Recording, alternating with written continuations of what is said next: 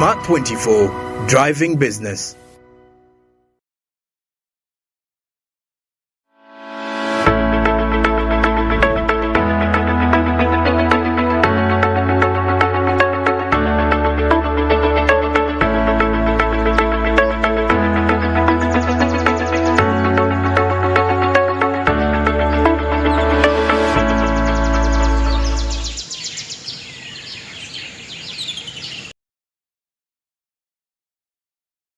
A very good morning. Welcome to SmartMen's I'm Anju Mabrije, and today is the 26th of April. It's a Wednesday. It's quite a very cold morning. Of course, the rain's a little bit threatening, most especially for the people that are staying that is around town, the city center. Definitely, but it's not really been as much was, but it was a little bit much more heavy earlier on in the morning, like talking about 4 a.m. Yes, but definitely everything is back to normal. Despite the mild rains that are falling in there. Well, quite lots of discussions are coming up on the show, and definitely quite very informative business related information. I believe you can't really wait to check it out and, you know, get to make some very interesting decisions regarding this very information. But of course, before we go any further, all these discussions are powered by Zabu. That is a platform from Alltex, which just made your trading experience much more easy. *292#.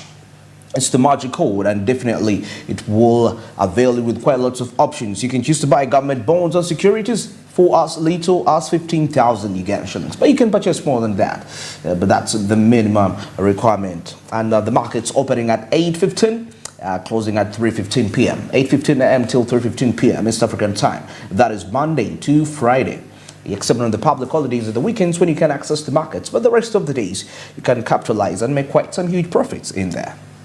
Quite a very interesting aspect. There is no excuse why you shouldn't own government bonds and securities in such a time where Zabu is available. Zabu says my money, my future, and Alltex East Africa says do something new. Now heading straight into our top conversations this morning. Of course, for so long we've been discussing matters to do with health insurance, and you know, steps are being taken by the massive stakeholders, and this time around we see a drive for sustainable health insurance. We see the Insurance Brokers Association partners, of course, with the Nakasero Blood Bank to make sure that blood donation as a step forward for health insurance. Let's get into this discussion. I'll be returning for further discussion. Last week we were with my minister in Washington, D.C. to attend the spring meetings of the IMF and World Bank. And we were in the series of meetings we had, about 4 major things came out. Number one,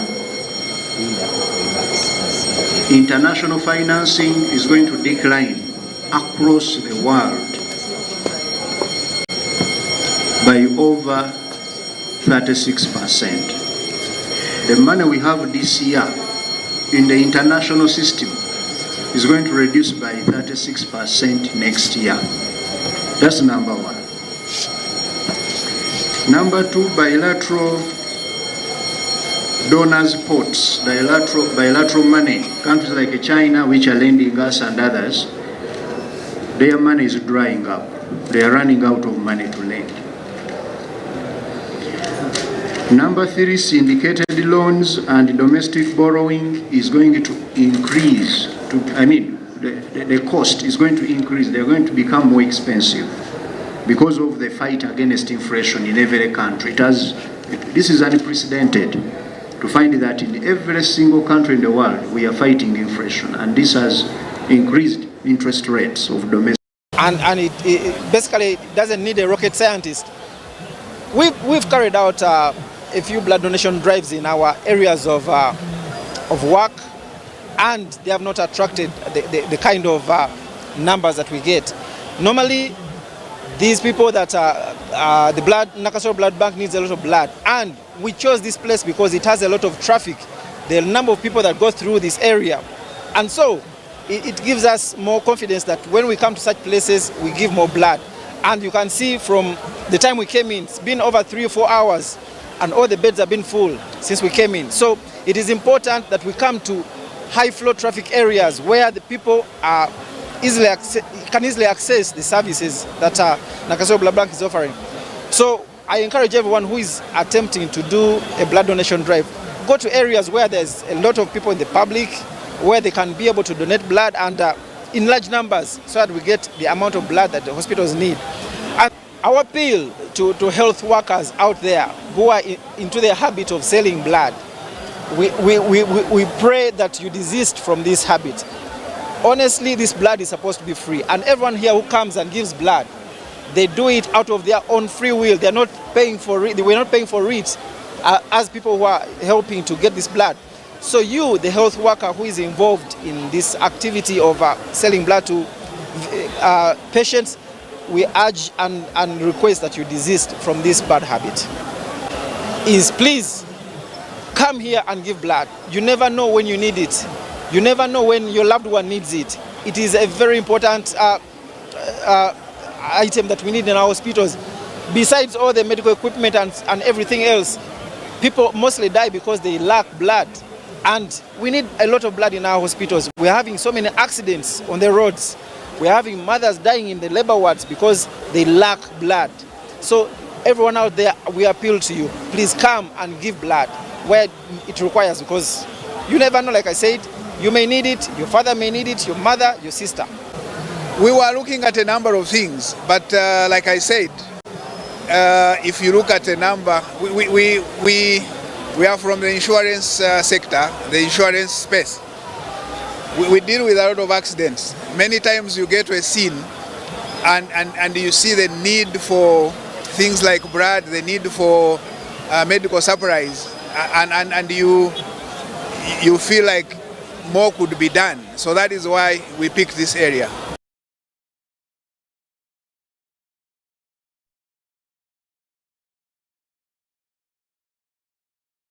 Sustainable health insurance, and it's quite very important, and you know the reason that's why you should actually on that. So that's the Insurance Brokers Association in partnership with quite some other development partners, yes, making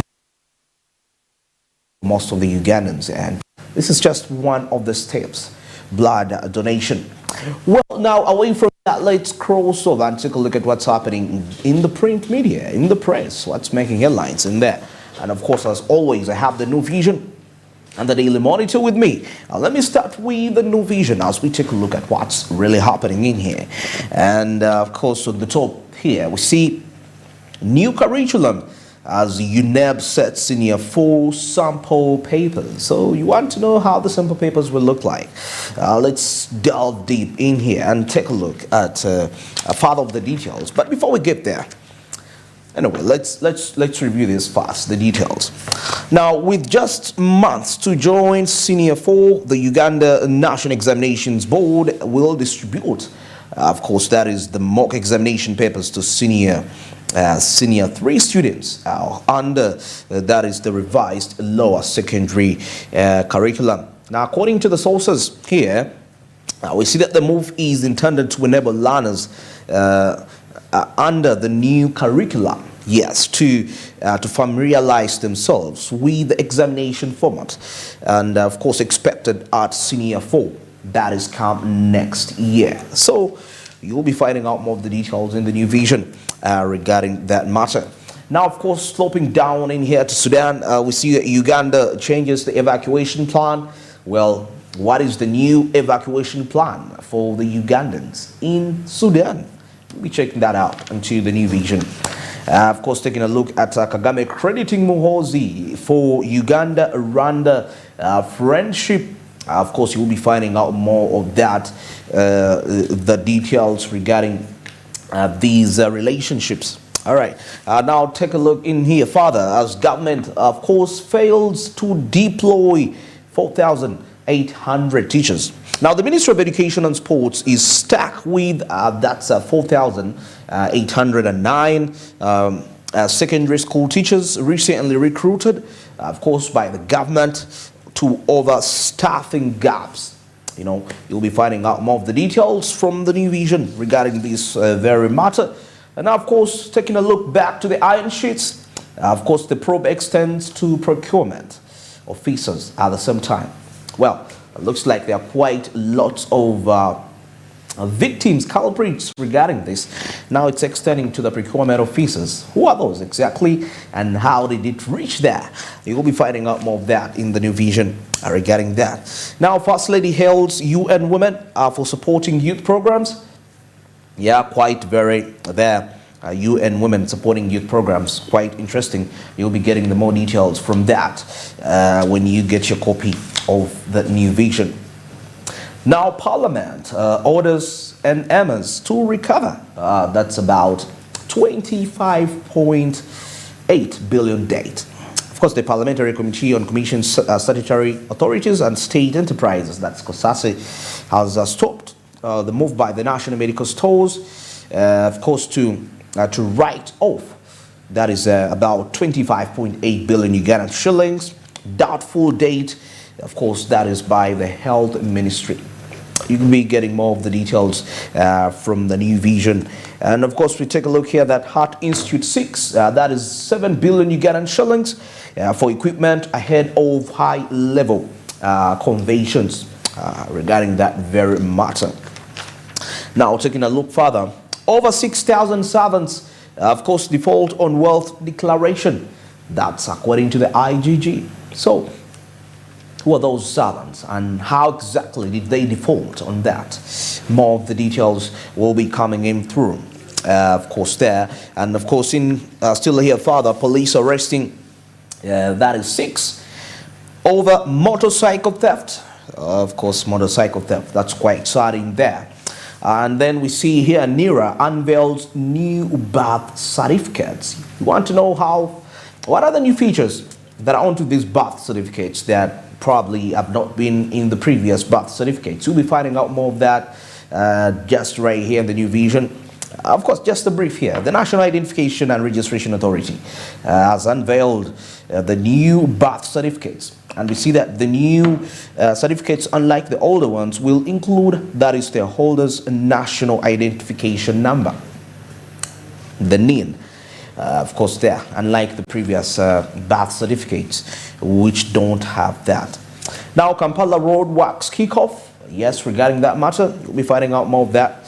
And of course, we see that the roads are part of the 28-kilometer under the AFDB Fund project. That's the African Development Bank project.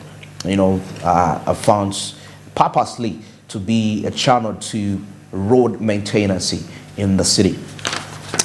All right, now in the comment section, of course, taking a look at youth storytelling as a tourist attractor. Of course, these are tips for the people in the tourism industry. Try to be a storyteller as one of the ways you can attract tourists and, to come into the country. Of course, in here still, we see that African leaders should resolve the Sudan crisis. Yes, it should be. It's a conflict. It's a continental conflict, some sort of a civil war in nature, and it's the responsibility of we Africans to intervene in our very own matters, not waiting for the foreign powers to intervene. Of course, this is still in the comment section regarding that matter in Sudan. All right.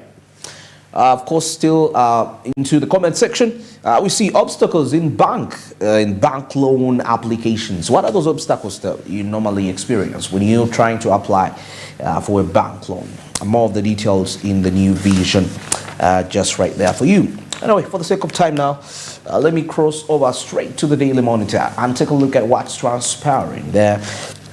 And of course, on the top page here, we see arrests over iron sheet silence, minister's sirens. It's quite very poetic in there, but anyway, we shall be finding out more of that. What does it really entail? And now the AG announces head count for civil servants. That is the Auditor General, John Mwanga, announcing head count for civil servants. When is that going to be? You'll be finding out more. And of course, we see here that still the justice sector seeks one-stop centers, of course, for sexual cases. Yeah, that's quite very sad. And of course, cheers as 200 Ugandans trapped in Sudan return. Returning that, we'll be finding out who are these Ugandans and what exactly have they been doing in Sudan. What kinds of businesses have they been transacting? That is in the nation of Sudan.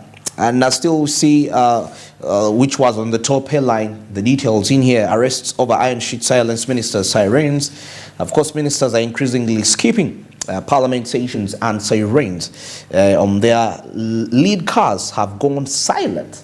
And of course, in the wake of inquiries into and arrests over alleged theft, that is of iron sheets. That's according to the surveys which reveal this very matter. And quite a lot of people, lots of culprits into this saga. Well, and uncertainty as locals resettle in Bududa landslide-prone areas.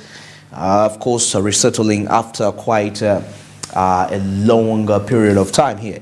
Now, in 2010, landslides wreaked havoc in many communities in Nametsi, that is Bundesi sub-county, Bududa district, which exactly killed more than actually 300 people, and about hundreds of others that were displaced. Majority were killed and others were actually displaced. But now, of course, they are in a move to settle back to their cradle land. Let me say that. Okay. Now, more than 6,000 leaders fail to declare wealth and, of course, facing penalties. Why did they fail to do that? You check that more into your copy in the Daily Monitor. Well, 25 minutes past 7, still driving your business with your daily kickstart of Smart Means Business. And of course, this very time as we are done with the press, let's get into a short break. Further discussions coming up. Shall be having something from the international blog and of course, what's happening around East Africa and so many other interesting conversations. All this will be after the break.